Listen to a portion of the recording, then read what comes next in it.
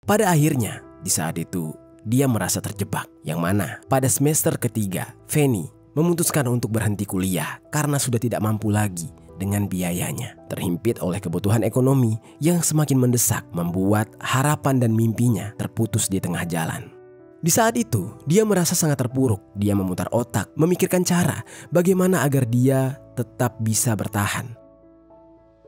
Halo Sobat Pena, apa kabar hari ini? Assalamualaikum warahmatullahi wabarakatuh. Hari ini kita akan kembali membahas kejadian-kejadian mengerikan, kisah nyata yang terjadi di muka bumi ini. Cerita kali ini melibatkan seorang pria yang dengan tega melakukan tindakan kejam kepada seorang wanita, yaitu seorang mahasiswi yang bekerja paruh waktu sebagai wanita penghibur. Kejadian ini dipicu karena ketidakpuasan pria tersebut terhadap layanan yang diberikan oleh wanita tersebut, sekaligus harga yang diminta oleh si wanita itu yang dianggap tidak wajar dibandingkan dengan tarif yang sudah mereka sepakati. Kejadian ini menggemparkan warga Lampung Utara pada tahun 2024. Bagaimana cerita selengkapnya tentang kasus yang satu ini? Langsung saja kita bahas di Kata Pena.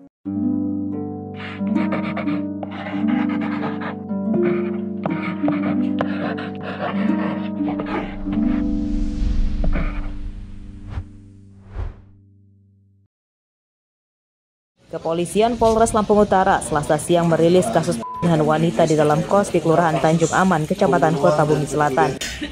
Sebelum kita mulai ke ceritanya, jangan lupa untuk subscribe channel ini dan bagikan video ini ke teman-teman kalian. Cerita ini dibuat berdasarkan berita yang sudah beredar dan diterbitkan oleh beberapa media publik yang aku sajikan dan aku rangkum dalam bentuk alur cerita. Kita mulai ceritanya. Ada seorang wanita yang bernama Fanny Sagita. Dia merupakan wanita muda yang berusia 23 tahun. Dia adalah anak kedua dari pasangan Kupong dan Martina yang bekerja sebagai pemulung. Bersama dengan keluarganya, Fanny ini tinggal di sebuah rumah yang cukup sederhana. Rumahnya terletak di Jalan Permasyarakatan, Tulung Batuan, Kelurahan Tanjung Harapan, Kota Bumi Selatan, Lampung Utara. Kehidupan keluarga mereka penuh dengan keterbatasan. Namun, Fanny yang dikenal sebagai sosok yang mandiri dan mudah bergaul, tidak masalah dengan hal itu. Dia punya tekad yang kuat. Fanny akhirnya berhasil masuk ke Universitas Muhammadiyah Kota Bumi atau UMKO dan terdaftar sebagai mahasiswi jurusan Pendidikan Guru Sekolah Dasar atau PGSD. Meski berasal dari keluarga dengan latar belakang menengah ke bawah, Fanny ini tidak pernah berhenti bermimpi untuk bisa mengubah nasibnya dan nasib keluarganya melalui pendidikan. Namun, seiring berjalannya waktu, kesulitan ekonomi ini ternyata mulai membuat beban di pundak Fanny. Pada saat itu, pihak kampus sangat paham dengan kondisi ekonomi Fanny yang sangat jauh di bawah standar. Untuk itulah, Fanny akhirnya diberikan keringanan 50% untuk biaya kuliah per semesternya. Di masa itu, beasiswa di UMKO ada dua kategori. Yang pertama beasiswa peduli dan beasiswa prestasi. Nah, Fanny ini masuk ke dalam beasiswa peduli karena dia terhitung dari keluarga yang kurang mampu. Jadi biaya per semesternya akhirnya dikenakan setengahnya saja. Berbeda dengan prestasi yang tidak ada pungutan biaya per semester sama sekali. Dan hal tersebut harus ditempuh benar-benar melalui jalur prestasi.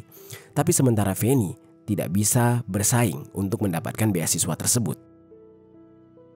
Namun meskipun adanya tawaran beasiswa tersebut, biaya hidup serta kebutuhan kuliah lainnya tetap menjadi beban yang berat baginya. Fanny pun akhirnya berusaha keras mencari cara untuk bisa memenuhi kebutuhannya tersebut. Pada akhirnya, di saat itu, dia merasa terjebak. Yang mana pada semester ketiga, Fanny memutuskan untuk berhenti kuliah karena sudah tidak mampu lagi dengan biayanya. Terhimpit oleh kebutuhan ekonomi yang semakin mendesak membuat harapan dan mimpinya terputus di tengah jalan. Di saat itu, dia merasa sangat terpuruk. Dia memutar otak, memikirkan cara bagaimana agar dia tetap bisa bertahan. Hingga akhirnya, beberapa waktu kemudian, Fanny terpaksa mengambil jalan yang sangat beresiko. Dia mulai bekerja sebagai wanita penghibur. Entah karena pengaruh orang lain atau dorongan diri sendiri, namun yang pasti, pilihan yang diambilnya ini bukan karena keinginan dari hatinya, melainkan karena desakan ekonomi. Sebagai upaya untuk bertahan hidup, dan dia mencoba untuk mengumpulkan uang agar bisa melanjutkan pendidikannya lagi, berkuliah seperti dulu.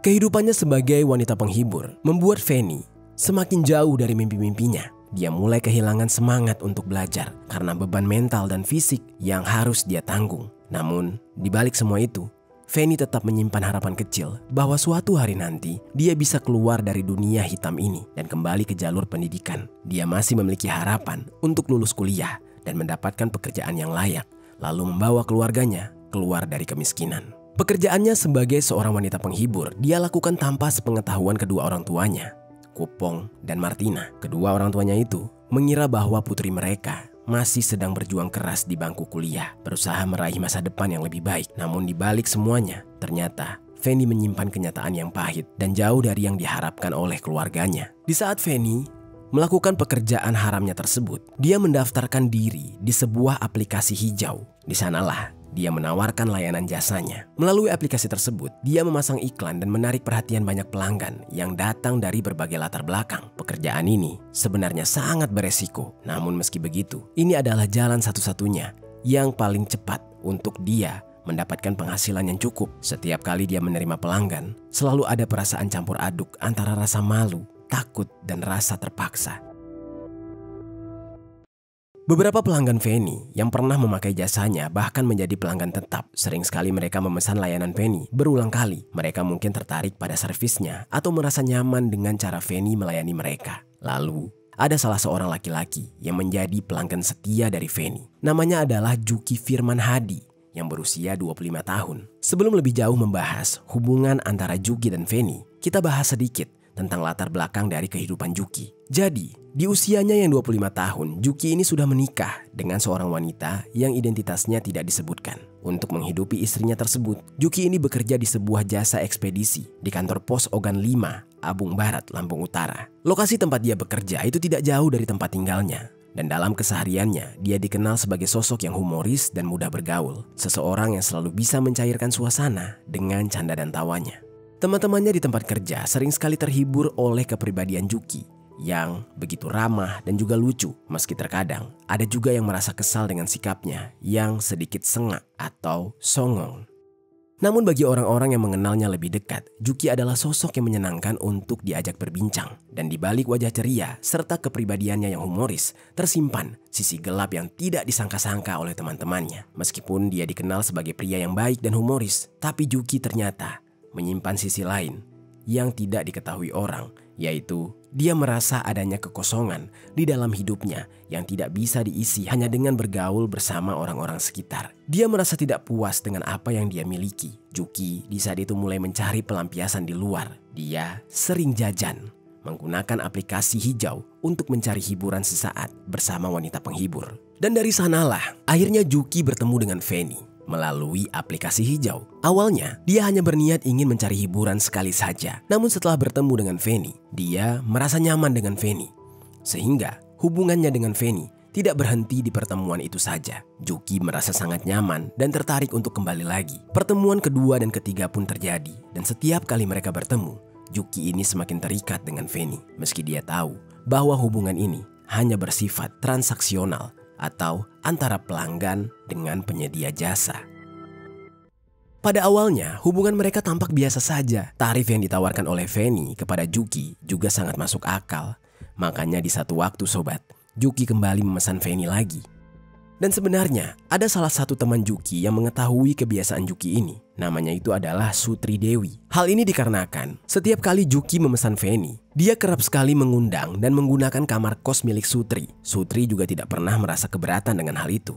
Yang mana ketika Juki kembali memesan Fanny, dia selalu meminjam kamar kos milik Sutri dan lagi-lagi Sutri mengizinkannya.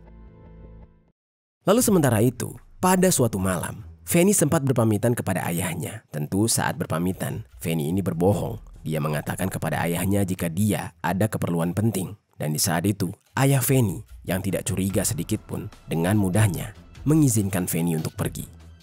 Singkat cerita, Juki dan Fanny akhirnya bertemu. Pada pertemuan tersebut, entah mengapa Fanny ini enggan melakukan hubungan seperti biasanya.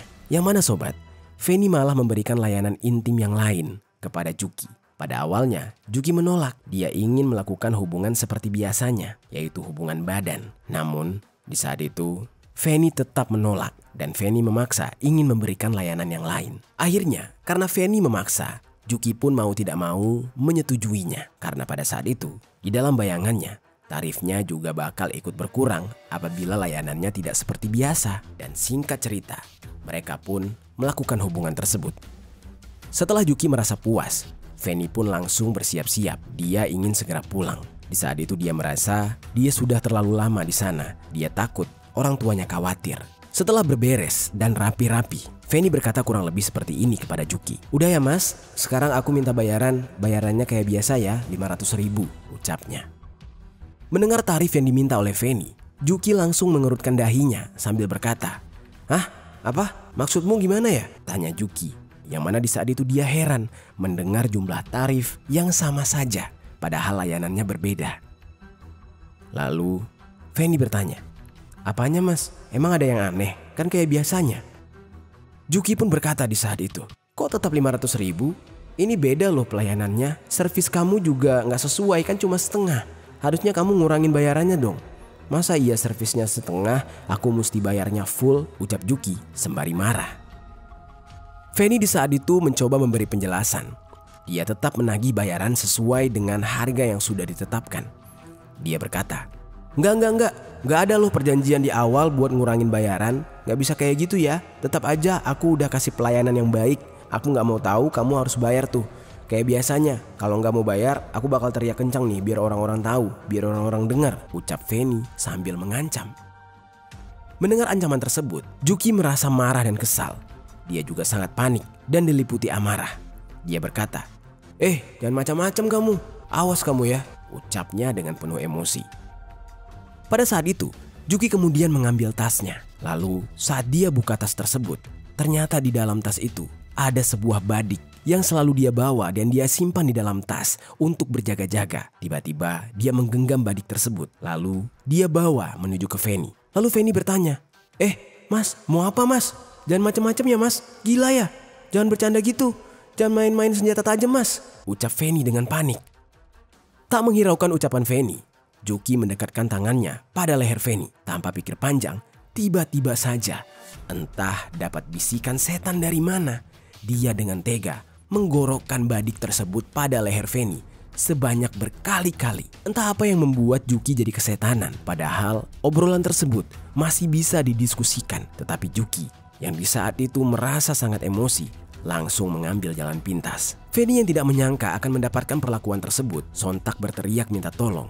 Namun sia-sia, tidak ada yang mendengar teriakannya. Gorokan Juki juga langsung dilakukan berkali-kali hingga membuat Fanny akhirnya tidak bisa lagi berkutik. Lehernya terpotong dengan luka menganga yang mengeluarkan cairan merah yang begitu banyak. Seketika Fanny pun sekarat, kondisinya seperti orang yang ngorok dan pada akhirnya terbujur kaku. Dia meninggal dunia.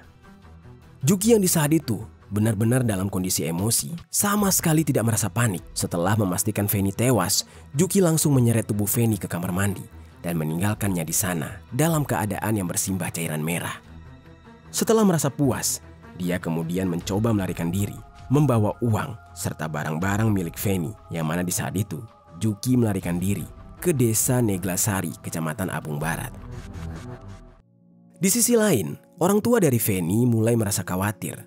Pasalnya, malam itu Fanny sempat berpamitan hanya sebentar. Tapi kenapa hingga tengah malam dia belum kunjung pulang juga? Dan hal ini membuat keluarganya panik.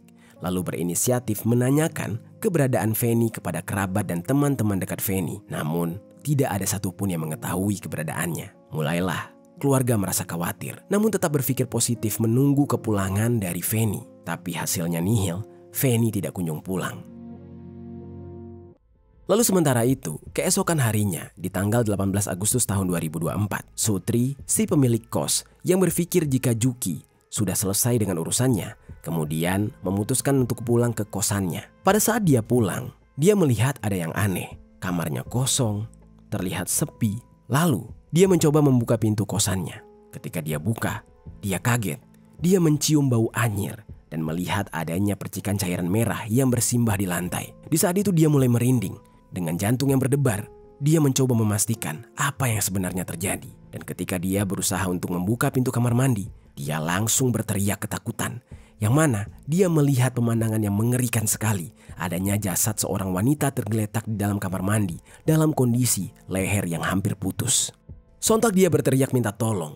Yang mana teriakannya itu akhirnya membuat orang-orang sekitar jadi penasaran dan langsung berkerumunan. Ketika orang-orang sekitar melihat apa yang terjadi, mereka langsung menjauh dari lokasi. Mereka juga ikut berteriak dan sebagiannya melaporkan kejadian ini kepada pihak kepolisian. Tanpa menunggu waktu lama, polisi langsung datang ke lokasi. Polisi langsung mengevakuasi tubuh dari jasad tersebut dan membawanya ke rumah sakit terdekat untuk keperluan autopsi. Sementara itu, beberapa anggota kepolisian lainnya terus melakukan penyelidikan dan olah TKP. Di sana mereka sempat menginterogasi beberapa orang untuk dimintai keterangan. Dan pada saat itu, Sutri, sang pemilik kontrakan, menjelaskan kepada pihak kepolisian jika terakhir kali kontrakannya tersebut dipinjam oleh temannya yang bernama Juki untuk memesan seorang wanita penghibur. Mendengar pernyataan tersebut, pihak kepolisian selanjutnya melakukan penyelidikan mendalam. Polisi langsung menyusuri CCTV mencari fakta dari kasus ini. Dan benar saja, beberapa jam kemudian, berbekal bukti CCTV, pihak kepolisian berhasil mengantongi identitas pelaku yang tidak lain adalah Juki yang sebelumnya disampaikan oleh si pemilik kos yang bernama Sutri. Polisi langsung memburu keberadaan Juki yang mana akhirnya atas kerjasama yang ekstra dari berbagai pihak, Juki pun berhasil ditangkap di persembunyiannya di daerah Neglasari, Kecamatan Abung Barat. Pada saat hendak dilakukan penangkapan, Juki ini sempat melawan dan kabur. Yang mana hal tersebut membuat pihak kepolisian kemudian mau tidak mau harus melumpuhkan dia dengan menggunakan timah panas yang mengenai kaki sebelah kanan Juki. Hingga akhirnya Juki pun tersungkur jatuh dan lumpuh. Dia pun berhasil diamankan. Sementara itu, pihak kepolisian juga mengumpulkan beberapa barang bukti. Dan setelah hasil identifikasi korban, keluarlah identitas dari korban yang bernama Feni. Pihak kepolisian langsung mengabari pihak keluarga Feni. Dan pada saat itu, keluarga sangat kaget mendapatkan laporan tersebut. Anak mereka yang belum kunjung pulang ternyata sudah meninggal dunia dalam keadaan yang tragis. Pihak keluarga tidak terima dengan kejadian itu. Mereka menuntut keadilan. Mereka meminta agar pelaku segera dihukum mati. Lalu pihak keluarga segera menuju ke rumah sakit untuk memastikan bahwa benar jasad itu adalah Feni. Dan ketika keluarga sampai di rumah sakit, isak tangis mereka tidak bisa terbendung. Dan mereka juga semakin sedih setelah mengetahui kalau Feni meninggal karena dieksekusi oleh pelanggan. Yang mana selama ini orang tuanya tidak tahu jika Feni berusaha bertahan hidup dengan cara bekerja sebagai wanita penghibur. Di sisi lain, proses hukum terus berlanjut dan jenazah Feni juga dipulangkan kepada pihak keluarga untuk dikebumikan. Sementara itu, teman-teman dari Juki sangat tidak menyangka kalau Juki yang selama ini dikenal baik dan humoris ternyata memiliki sisi yang kelam. Juki pun harus menerima konsekuensi dari tindakannya, di mana dalam kasus ini dia dijerat dengan pasal penghilangan nyawa dan menghadapi ancaman hukuman hingga 15 tahun penjara. Lalu sementara itu, kehidupan Feni yang penuh harapan dan impian untuk masa depan yang lebih baik berakhir dengan tragis. Begitu juga dengan keluarganya. Feni adalah satu-satunya harapan bagi keluarga mereka. Dan hal ini meninggalkan duka yang mendalam bagi keluarga dan orang-orang yang mengenal Feni. Meninggalnya Feni membuat keluarga benar-benar terpuruk, terutama ketika mereka tidak pernah mengetahui bahwa Feni selama ini menjalani kehidupan sebagai seorang wanita penghibur. Kampus tempat Feni pernah berkuliah pun tercengang meskipun akhirnya semua orang harus ikhlas dengan kepergian Feni. Kisah dari Feni Sagita mengingatkan kita akan kerasnya kehidupan dan betapa keputusan yang diambil dalam keputusasaan bisa membawa kepada tragedi yang mengerikan. Itu dia sobat, kisah dari Feni yang berakhir dengan tragis di tangan pelanggannya sendiri setelah mereka cekcok masalah tarif pembayaran jasa. Apa pelajaran yang bisa kita ambil dari kisah ini?